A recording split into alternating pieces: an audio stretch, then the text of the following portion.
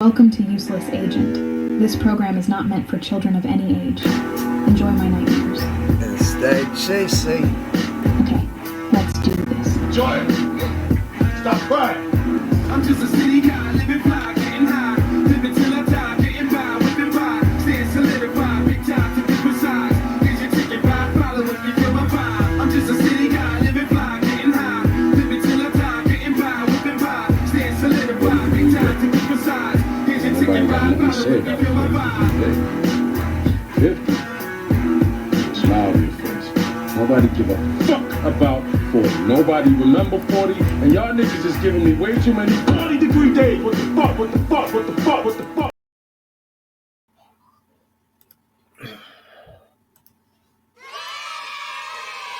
Alrighty, how's it going, chickadees? My beautiful starflies and my reasons for living.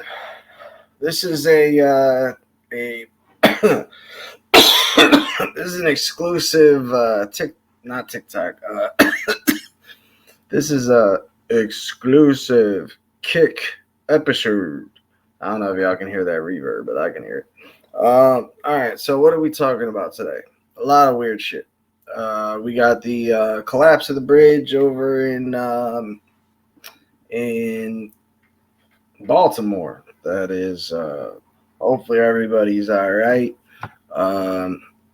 We got friends out in Baltimore. We know Skinny's out in Baltimore right now. So Skinny's one of the guys I had to call pretty much immediately. Made sure I connected with him because, me and him go way back. So I wanted to make sure that, everything's good. So, yeah, he should be coming on the show again sometime. But I don't know why I did that. All right, so today we're talking about motherfucking RoadHouse. All right, the motherfucking RoadHouse. All right, like the ultimate greatest film of all time, motherfucking RoadHouse. All right, and the new one, whether or not it held up. And so I don't like normally doing a review of a movie that just comes out. Unless it's really good or really bad. And in this case, it was definitely worth seeing. It's if you're gonna compare this shit to the original, you are already setting yourself for a huge disappointment because I don't think they were trying to make this into the original. And I think that's what made it so special. So let's go back to the original and look about what made the original so goddamn special and what made that Dalton different from the Dalton that Jake Gyllenhaal plays. All right, roll that clip.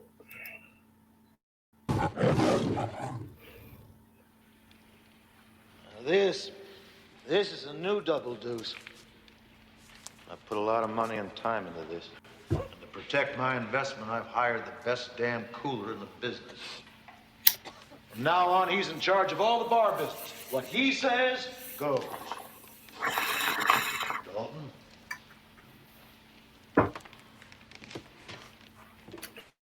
So, as we get the approach of Dalton, I want to bring this out. So, Dalton is approaching with obviously a very good head on his shoulders, smoking a cigarette, even though, he's a bouncer, but the cigarette adds this, feeling of nonchalant. This is no big deal to him. This is not his first rodeo. We get an instant feeling for who Dalton is right at this point. It's only been about 20 seconds. So we see the smile. Morgan, you're out of here. What the fuck are you talking about? You don't have the right temperament for the trade. Now, let's go ahead and stop right there because that, of course, is the fucking, world famous, the, one and only motherfucking Terry Funk right here. That's Terry Funk, one of the greatest wrestlers of all time who invented the hardcore genre. He perfected the hardcore genre, took it all the way from places like New Japan Pro Wrestling and brought it to the States. Witnessed him go through multiple retirements only to come back. He's not coming back anymore. We miss him very much. And he is by far an actual badass. So the guy that they picked just couldn't be a better person. So it's really cool to see them in this because you know that both of their personalities are actually really good. They're just really good guys. What are you talking about? You don't have the right temperament for the trade. You asshole! What am I supposed to do? There's always barber college.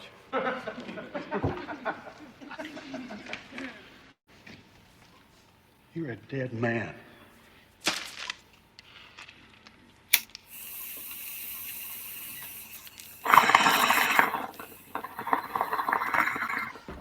All right, so we get a style that he's not You're out too. intimidated. Here, not drugs. So we know he cannot be intimidated. We know that he, but we never get a feeling of where he came from, where his style and technique grew from. We get little bits and pieces of this from Sam Elliott's character. And I love the fact that in the newest one, they don't even bother trying to replace the one and only Sam Elliott. And so there is no character like that in the new movie. But I'm just watching through to give a generalization over this version of Dalton. Now, in this version of Dalton, obviously he's a very zen kind of guy, whereas Jake Gyllenhaal's Dalton is a really nice guy, not necessarily the zen type. So, again, not the same character. All right, let's keep rolling. Let me get out of the way. Thank you.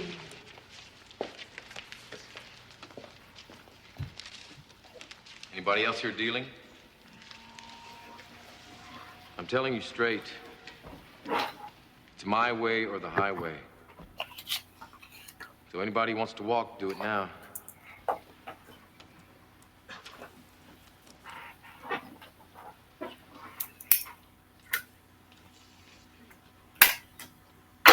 All right.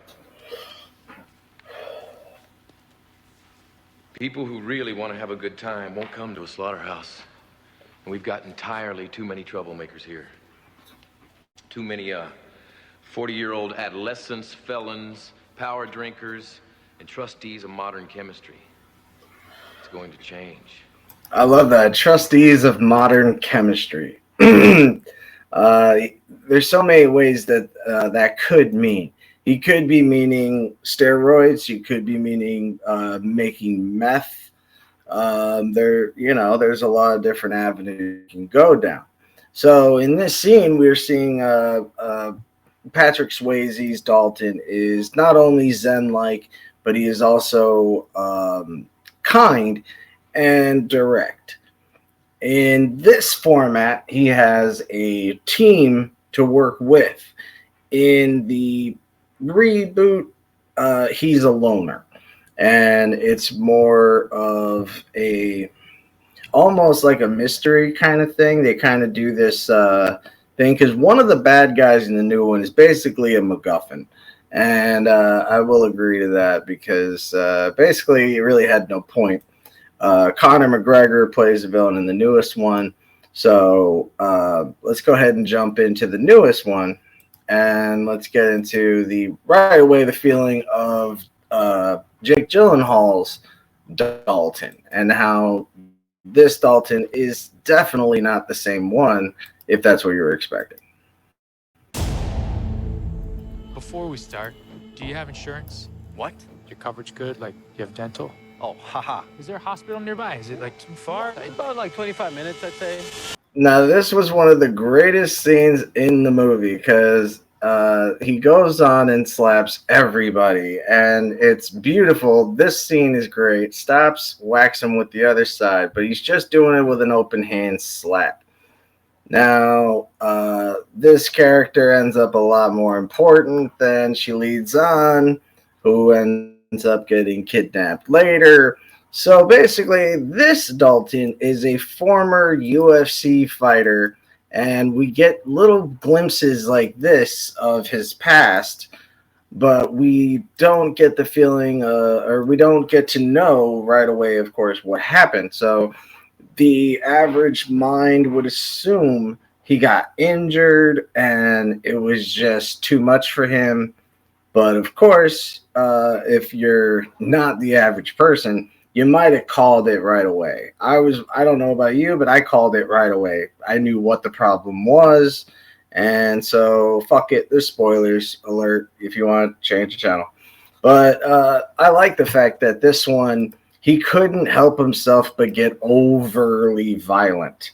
So his only fear is that of himself, because he knows damn well who he becomes if he's pushed far too much. And so when he had mentioned his own fears, I love the fact that, immediately the girl that hires him, who actually owns the new bar, she tries to say something like, "What did they scare you off?" And so he basically admits, yeah, he's scared, but we never find out of what. But again, if you know your movies. So there is another scene later on where Jake Gyllenhaal goes full fucking like psycho. And I absolutely love this kind of Jake Gyllenhaal. When he did Nightcrawler, I thought that was beautiful. I thought Nightcrawler was definitely a character that only he could have played. Maybe someone like Elijah Wood could have done something like that. But we get a very versatile Jake Gyllenhaal in this. We see a confidence, and then there's confidence, but there's also he's also humble about it. And see, this is the bad guy, and he trains the only two fighters that are there, and it does a lot of blending of comedy and action. Now, some people have problems with the boat scenes and all that, because this is actually the father of the girl that's supposed to be kidnapped, and that's the guy that the young guy's one that was supposedly kidnapping her.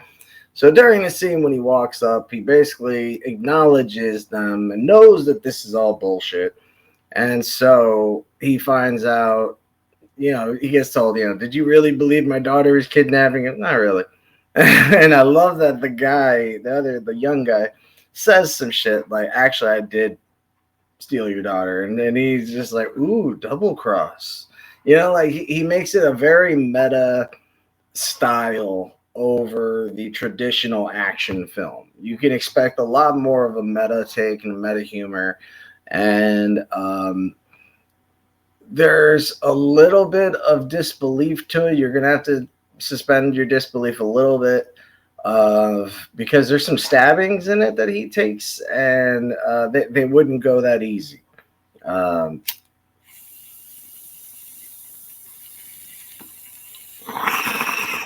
But it's not going to be one of those movies where he is just unstoppable. He can't be beat. He has limits. And the final fight is, really great, because it's one of those things where he's been hiding this monster inside of him, and now he finally gets to release it. The only other time he had done it was at that UFC fight, which went terribly wrong, and then people died, and it was a whole fucking thing. And so we get a very different kind of Dalton. It's a more traditional nice guy, but then the movie is also very short. It's only an hour and 23 minutes. And now that's really cool.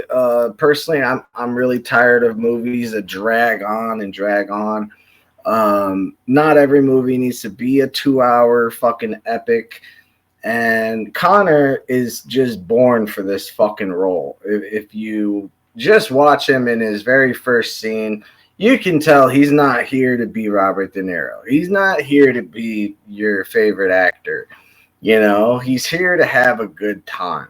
And you see it in every scene he's in. Once I saw they got him, I was like, wow, because I don't see him as the type of guy that can be caged like that to be an actor. He seems so impulsive, like he would never be able to handle that kind of control and discipline.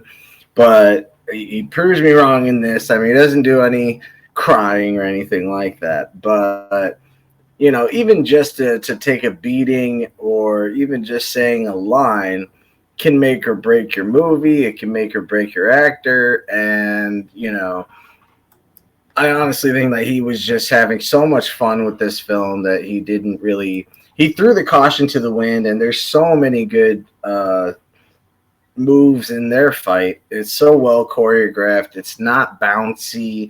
I miss the widescreen, laid back angles that used to have the. It was always widescreen, so that way you can get a wide lens and see all the obstacles that Jackie Chan is jumping through using the dishwasher. So we need to make sure the dishwasher is visible. There's a lot of intake. There's a lot that goes into making an action sequence when it comes to the very backgrounds, the very set designs. For instance, you don't want to see two people fighting in a closet. It's just not going to be very fun. However, if you give them a little bit more space, like an elevator, it can be extremely more fun because it's more close up and it's more like you're in the fight. This is crucial to getting any sort of action movie off the ground and to get any sort of movie the clout it needs, or at least the respect that it deserves. And it's all based on your stunt choreographers and how well you can execute the editing of the actual fight choreography. And they don't mess up here.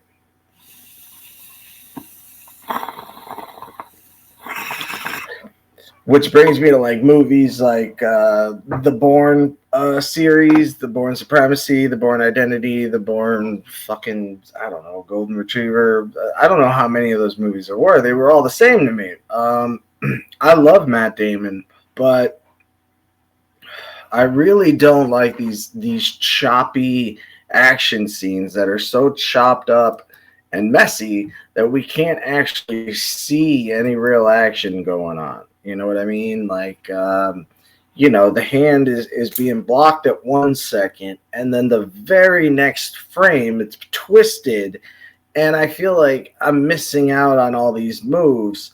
So I end up just, you know, getting more confused. You know, wait, was that the good guy's arm or is that the bad guy's arm? And that's another problem. They need to remember to change the dynamic of the pro and the protagonist and the antagonist. They don't necessarily have to be wearing the obvious white and black of the yin yang, but you know, maybe a wristband or something so we can tell the difference. Because a lot of times it's just two guys, two white guys, so we just see two white forearms. I can't tell the fucking difference. It's a white guy. I don't know. Looks like the other white guys. And so, you know, if you had like a bracelet or something, maybe you'll be able to tell the difference. Now, if you go to movies like The Raid, there's a lot of more open scenes because you're going to get a lot of stunt choreography in there. There's a lot of great backflipping and you know, when you deal with the Jackie Chan family, I believe they're called the Chan team or something like that, and they basically go from movie to movie with their teams. And apparently, the only person they refuse to work for is, of course, not surprisingly, Steven Seagal, because of course he is known to take liberties with his stuntmen. He is probably one of the most well-known abusers of those stuntmen. So, you know, if you're getting beat up for a living and you're making an art out of it, and some are just amazing, you know, when you watch someone getting flipped to the ground in an action scene, you know, I hope you see it the way that I do. Like, wow, he really sold it. It's just because it's a lot of wrestling mentality. You got to sell their moves and make them look strong so it looks good on camera.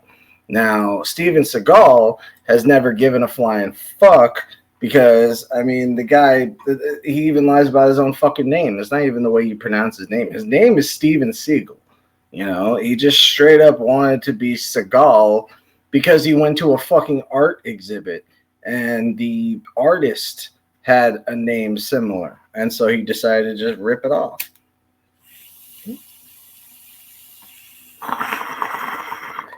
So with the wider lens style fight choreography, you get a lot more time balance, but you also get a lot less room for fuck ups. Because when it's fluid, it's fluid. When it's edited, lose respect for it. Like, let's say a guy starts, we get a nice fish lens, and you see the guy running at the guy. I want to see him jump. I want to see him kick. I do not want any of this chopped up and edited out. So what that is to me is fake fighting. And unfortunately, that's the type of movies we've been getting lately. So when it comes to RoadHouse, surprisingly, no, we don't get that kind of fighting. We get some real good shit. There's even a great scene on how to handle a guy with a gun. He basically tells him, the reason why I'm not worried is because and he's walking up to the guy the whole time. He says, because the gun's attached to your waist. So by the time you grab it, I'm just going to break your hand. And by the time he grabs it, he breaks his fucking hand, so he can't even carry the gun. It is fucking hilarious. It reminds me of, if you've seen the movie Nobody, definitely go check that out. If you haven't seen it, definitely check that out. Because Nobody uses Bob Odenkirk. And there's something about using comedic actors and taking them out of their element and putting them in different situations. There's something more impressive about that than just watching, the pros do it. It's kind of similar to what we did in what we've done to voice acting. The voice actors used to, all the good roles went to the good voice actors. Mel Blanc is, the most well-known and beloved voice actor. But then it started getting to, hey, maybe they don't need goofy voices. Let's go to, having Chris Pratt play Mario. Now, to me, that deadpan style delivery only works in small doses. I don't want to see a whole movie where kind of like if you've ever seen, I don't know if that was Rio. It had like Jason Sudeikis, and he just plays like an Angry Bird. Oh yeah, it was Angry Birds. And it's fucking stupid.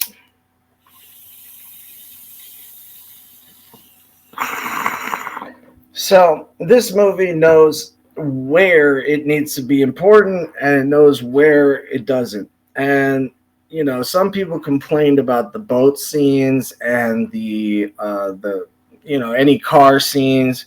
I loved the fact that every time we saw a car scene or something like that, I love that Conor McGregor just throws caution to the wind. He crashes cars on purpose.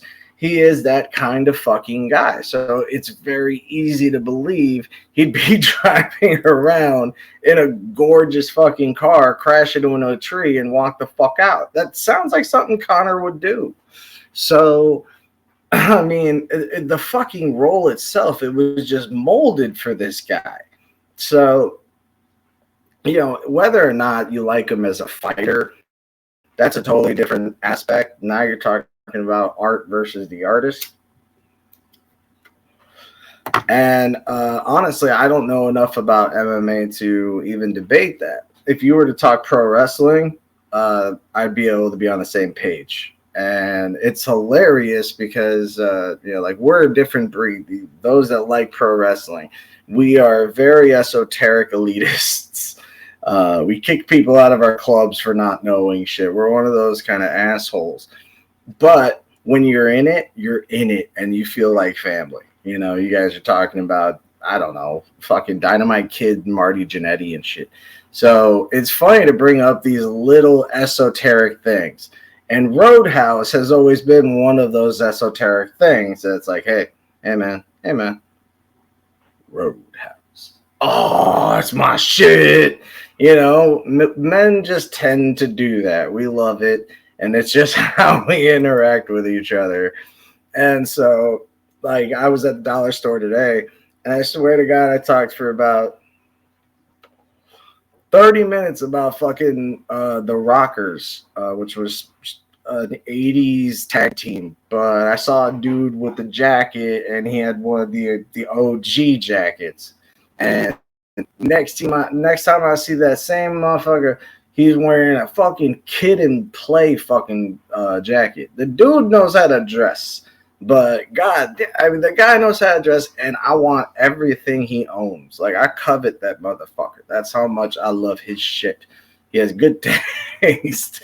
Drives his ugly ass van, and even that thing, man. I've shown it on TikTok. He gives real love to that van, man. Everything that dude touches got love in it, man. So, yeah, what's it called? So, if you're looking for a general good time, there's no sex scenes, there's no bullshit, there's no love story, really. There's not going to be a lot of gum in the gears. It's pretty straightforward, and it even has reoccurring jokes from this one Hispanic comedian I liked a lot. He had his own show on Comedy Central. I forgot what it was called, but it had something to do with being Latino, and it was like a play on words and shit. But he's in it, and he plays the more realistic of the gangbangers, where, you know, if you ask the time and they all look tough, he'll tell you what time it is, you know? And I love the fact that he sees Dalton in one scene, and he straight up goes, "Man, that body looks heavy, bro. Good for you, man. You know, I just like to ride bikes, you know. I'm just going to leave. You're not going to kill me, right?" And he doesn't do anything and just go, "Okay, thank you. Thank you for no more violence." And he's already got his arm in a cast. So the beauty behind that motherfucker, the innocence, is just, it's adorable because, you know, he has, you know, Dalton has a code. He's not going to beat up some guy that clearly, there's always a guy in the fight that shouldn't be in the fight, you know, and I never understand why those motherfuckers choose to get in the fight. Like, I always know one motherfucker, you always see them.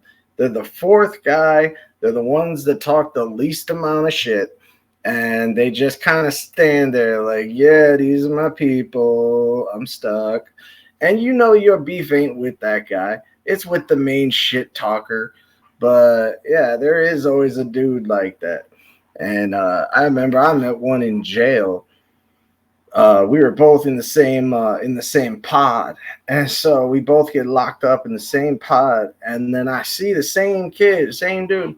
I get locked up like 6 months later. Getting locked up is like getting abducted by aliens. You know, it never happens just once. You get locked up a lot. So. They're like Pringles. You can't just stop at one. You get locked up more than once.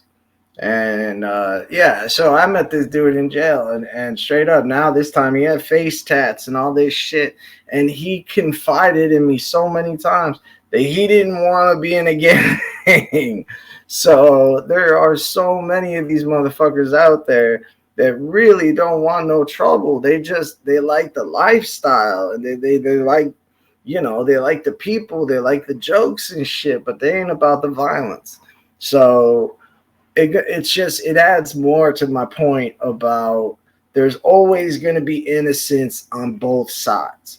You know, all of Germany didn't hate, you know, every race. It was Nazis. And a lot of Nazis weren't even Nazis, but if they didn't do what they were told, they were killed themselves. So they died inside. They suffered their own fucking death. And so it's just the way it is, man. And I don't know where I was going with that. I kind of walked myself in the corner. I'm like, motherfucker, you talking about Nazis now? So yeah. my point is there's always innocence, there's always a kinder thought, and there's always a kinder person out there. All right. So no matter what, I'm a comedian. I'm naturally a comedian. I'm never gonna be that tough guy. But I've noticed the show and the TikTok show and the Facebook show, the YouTube shit. I want to be more. I want to add more comedy to it because I'm starting to notice that you guys are, sometimes taking me a little too seriously, y'all, and especially in the TikTok community. Now, I'm new to that shit, but man, they get fifis over there, man, and so you gotta be careful on how you present yourself to the world. Just like Dalton, he didn't know how to present himself because he's really just kind of hides behind his smile. And the original Dalton didn't hide at all. He was just zen. He was one. But, for the rest of us, we live behind those eyes. We live behind that smile. And so we gotta pay attention to how we project ourselves out in the world because we need to come off more zen than Conor McGregor. We gotta start showing some more love, some more respect. I don't like crossing the street past nobody. I nod at them and they don't nod back. Shit, that pisses me off because it's just mutual respect. And so RoadHouse, this RoadHouse takes on a whole new idea.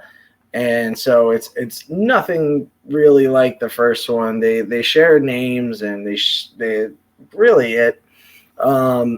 Honestly, you could have made this movie something else and called it something else and probably would have gotten away with it. However, name value seems to be more important than anything these days. Look at the Honeymooners. Remember when the Honeymooners came out and they had like Cedric the Entertainer, and we're like, what the fuck? Sorry, Cedric, you ain't no fucking Jackie Gleason, bro. I never found Cedric the Entertainer funny at all. Shit. You are called Cedric the Entertainer, and just like Cat Williams said, you can't dance, you can't make people laugh, you ain't funny, you can't sing. Who the fuck are you entertaining? Other than sitting like a walrus with your fucking hands stuck in your little fucking hand in your fucking stomach like that shit. And I think that Cat Williams is probably one of the only honest motherfuckers out there besides like Dave Chappelle. And you can tell a motherfucker by who they support and who they don't support. So if you hate a motherfucker like Gandhi, that means you just a hateful motherfucker, and they chose to put themselves out there and act like that. That's what I mean. They projected themselves outward like that, and they chose to do that. And we need to take more accountability for that shit because you got so many motherfuckers making excuses. Like in a recent conversation I heard of like on Meet the Press, they were trying to say that Johnson, MAGA Mike Johnson, that little elf on the shelf looking motherfucker, they saying that he didn't ask for this job. He stood up when he was. This ain't a drafted position, motherfucker. This ain't a Vietnam draft where you just gotta report to your nearest barracks. All right. He stood up because he asked for the job. When you stand up, it usually means you want to go somewhere. Okay? So, what the fuck? I just wish I can see a world that takes responsibility for itself, and says, dude stood up, dude took the fucking fall, and now he's a damn fool. And when you think about it, Johnson's in a fucking no-win position anyway. You got to deal with, Marjorie Taylor Greene's crazy fucking ass. And then on the side, you got Matt Gaetz with all of his fucking, he fucks a lot of little fucking teenagers. So he's always begging for somebody. That's why he kicked McCarthy out in the first place. Because motherfucker literally said, hey, I need you to get the heat off me on this shit. And he goes, that's not my job. And so he goes, I want him removed. Now they're doing the same shit because Marjorie ain't getting her fucking Nazi bills signed or some shit, you know? So again, you chose to put your fucking self out there. So at least take some fucking responsibility for yourself. All right. So I'm going to take responsibility for this shitty ass episode and be able to say that I still love every single one of y'all listening to me right now. All right. So we'll be back tomorrow with another episode. I give RoadHouse an honest, I give it, 3 bong hits. It's not a 4 bong hit rip, but it'll get you there. It'll get you there, and it doesn't take a long time to get interesting. The characters are worth actually listening to, and even Post Malone didn't piss me off. Post Malone is in the first 5 seconds, and bro, I don't know why you so proud to take your shirt off, bro. Keep that shirt on. All right. Love y'all. Stay safe. Keep your shirts on. Stay clothed. And I will see you on the other motherfucking side. Otherwise, please, my dear friends, stay cheesy. Without this, stay cheesy. But, keep your shirt on and stay cheesy. All right? Peace. Welcome to Useless Agent. Talking about you. This program is not meant for children Mainly of Post any Malone. age. Keep your damn Enjoy shirt your on. nightmares. And stay cheesy. Okay, let's do this. Joy, stop crying. I'm just a city guy, living fly, getting high. Living till I die, getting by, whipping by. Staying solidified, big time to different sides. Here's your ticket, ride, follow if you feel my vibe. I'm just a city guy, living fly, getting high.